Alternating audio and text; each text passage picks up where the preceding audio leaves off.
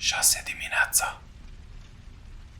Thomas fusese întotdeauna o ființă a obiceiurilor, un om a cărui viață se bazase pe stânca rutinei.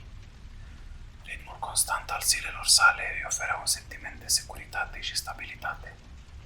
Însă, după accidentul care îi dărâmă lumea, Thomas se regăsește pierdut într-un ocean de tristețe și disperare. Trecuse o lună de când își pierduse familia, soția, Emma și cei doi copii, Lily și Jack. Detaliile acelei fatidice dimineți de luni erau înscrise pentru totdeauna în memoria lui. Graba, pregătirea copiilor pentru școală, țipetele agitate ale Emei, în timp ce îndemna să-și ia ghiostanele și să urce în mașină, și teribilul apel telefonic primit la ora 6:10, care îl informa despre groaznicul accident în care își pierduseră viețile.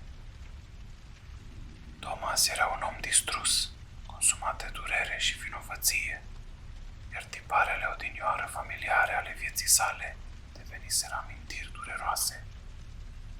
Casa care fusese primitoare devenise o cochilie mântuită, umplută cu ecouri ale dragostei și râsetelor care odinioară o animau.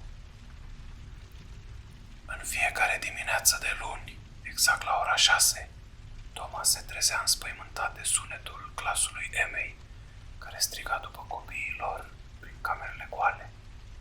Strigătele fantomatice îi străpungeau inima ca un pumnal, fiecare țipăt amintindu-i de golul lăsat în urma tragediei.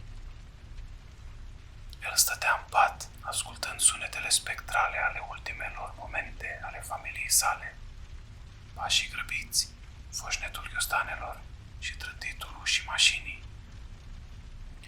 Calvarul atingea apogeul la ora 6:10, când o liniște misterioasă se așternea asupra casei. Un amar memento al momentului în care viețile lor fură smulse. Cu fiecare săptămână care trecea, repetiția spectrală a acelei dimineți devenea mai vie, mai chinuitoare. Linia dintre realitate și amintirile bântuitoare începea să se estompeze, făcându-l pe Thomas să se întrebe dacă nu își pierde contactul cu realitatea. El încerca să scape de chin, schimbându-și rutina, dar orice ar fi făcut, ecourile înfiorătoare ale ultimei dimineți ale familiei sale continuau să-l bântuie. Încerca să se trezească mai târziu, sperând să evite crudul ritual, dar se trezea de fiecare dată fix la ora 6 dimineața, ca și cum ar fi fost atras de o forță nevăzută. Thomas căuta alinare în compania altora, disperat să se conecteze la lumea celor vii. Dar chiar și în mijlocul prietenilor se simțea izolat și singur, incapabil să scape de povara pierderii. Pe măsură ce săptămânile treceau, Thomas începu să simtă că era prins într-un purgatoriu creat de el însuși, un loc în care trecutul și prezentul erau inextricabil legate. Fiecare luni dimineață era un memento al eșecului său de a-și proteja familia, un ciclu de durere din care părea să nu existe scăpare. În orele liniștite de dinaintea zorilor, Thomas umbla prin holurile goale ale casei sale, pașii săi făcând ecou în întuneric, mintea sa fiind împovărâtă de teribila cunoaștere a tragediei care se abătuse asupra familiei sale.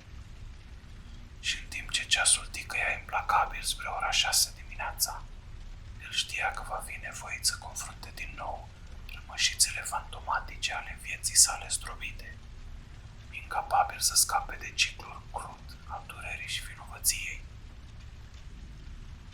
Dar totuși, casa își șoptea amintirile, forțându-l să înfrunte durerea și coșmarul care îi defineau acum existența. Thomas era un om prins între lumi, incapabil să scape de groaza trecutului său sau să găsească alinare în prezent, condamnat să retrăiască tragedia care schimbase pentru totdeauna cursul vieții sale.